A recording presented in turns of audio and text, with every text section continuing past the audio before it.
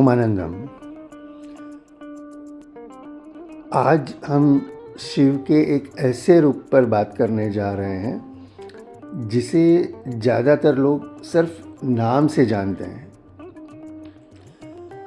हाँ, लेकिन अनुभव तो हर एक ने किया होता है अपनी ज़िंदगी में कभी ना कभी। क्योंकि शिव जो है वो सिर्फ ध्यान में बैठे हुए शांत योगी नहीं है।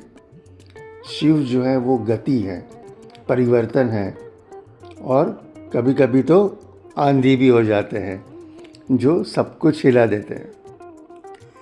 जब शिव अपनी सबसे तीव्र, सबसे बदलने वाली शक्ति में काम करते हैं तब उन्हें रुद्र कहा जाता है।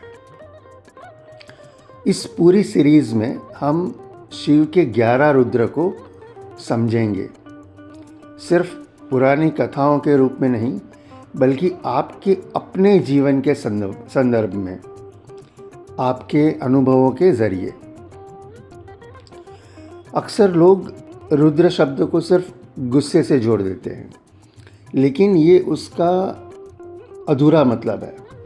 रुद्र का असली अर्थ है जो हिला दे, जो रुला दे, ताकि आप मतलब जागृत रहे, मतलब सो ना जाएं, सुस्त ना हो जाएं।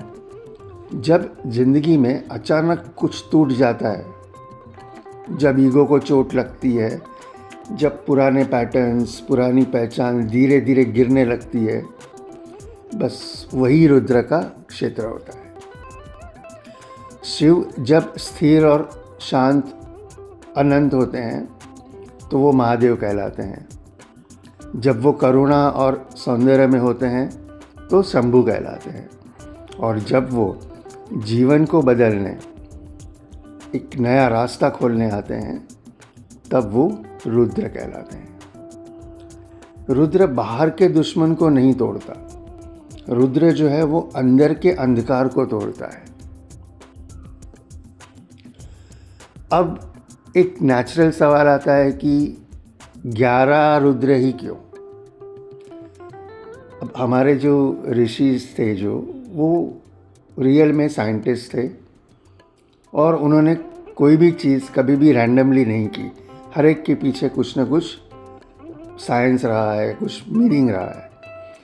तो ये 11 रुद्र क्यों है? क्योंकि 11 का मतलब होता है हमारा पूरा मानव सिस्टम, मतलब कि 5 तत्व, 5 प्राणिक क्रियाएं और एक साक्षी चेतना जो सब कुछ देखती रहती है। यानी कि 5 और 1 11। ये 11 रुद्र जो है ना, ये किसी देवताओं का एक लिस्ट नहीं है। ये इंसान के पूरे आंतरिक संस्करण का एक मैप है जो दिखाता है कि शिव की ऊर्जा कैसे हर लेयर पर काम करती है। जब हम हर एक रुद्र समझेंगे डिटेल में, तब हम समझेंगे कि कैसे अलग अलग लेयर्स पर ये जो एनर्जी है ये काम करती है। रुद्र का मतलब सिर्फ विनाश नहीं होता, क्योंकि रुद्र जो है ना वो बिना कारण कुछ नहीं तोड़ते।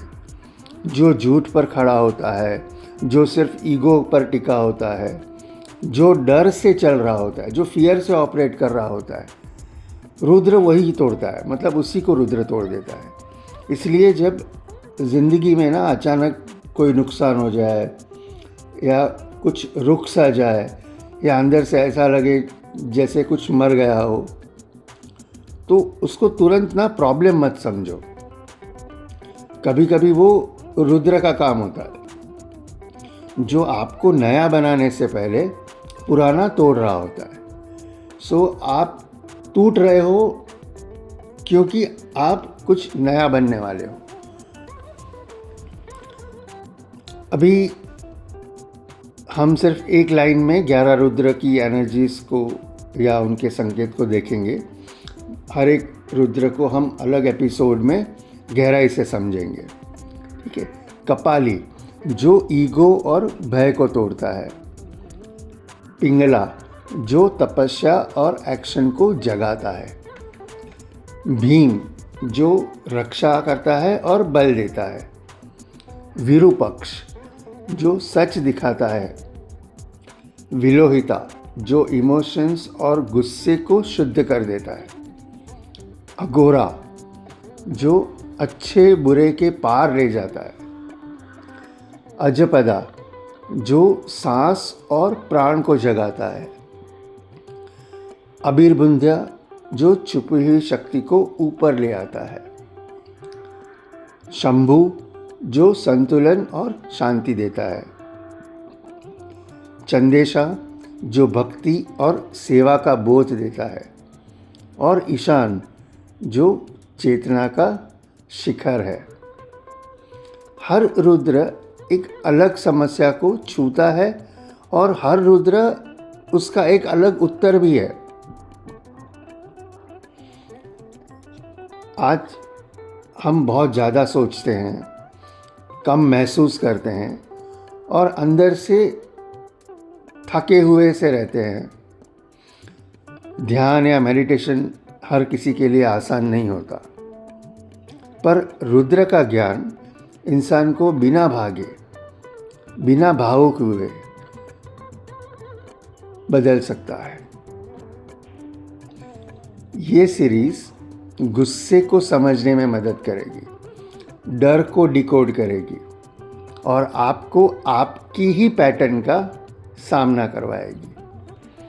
ये कोई भक्ति का लेक्चर नहीं है, ये एक इनर साइंस है, अंदर की वो क्रिया जो समझना, मतलब एक तरीका है जिससे हम ये समझेंगे कि ये इनर साइंस जो है रुद्र का हमारे अपनी लाइफ में कैसे काम करता है।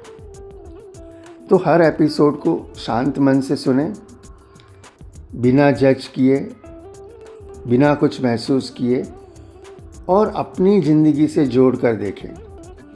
अगर किसी एपिसोड में आपको थोड़ा डिस्कम्फर्ट महसूस हो या कुछ चुभने लगे तो समझ लीजिए वही रुद्र आपको बुला रहा है। अगला एपिसोड हम शुरू करेंगे कपाली रुद्र से, जो मौत, भय और ईगो का सच सामने लाता है। याद रखिए, रुद्र दुश्मन नहीं होता, रुद्र एक टीचर होता है। अगर आप अपने अंदर के शिव को समझने के लिए तैयार हैं तो ये जर्नी जो है ये आप ही के लिए है। इस चैनल को सब्सक्राइब करें और बेल आइकन ज़रूर दबाएं ताकि जब भी हमारा नेक्स्ट एपिसोड अपलोड हो आपको नोटिफिकेशन मिल जाए। ओम नमः शिवाय। ओम आनंदम।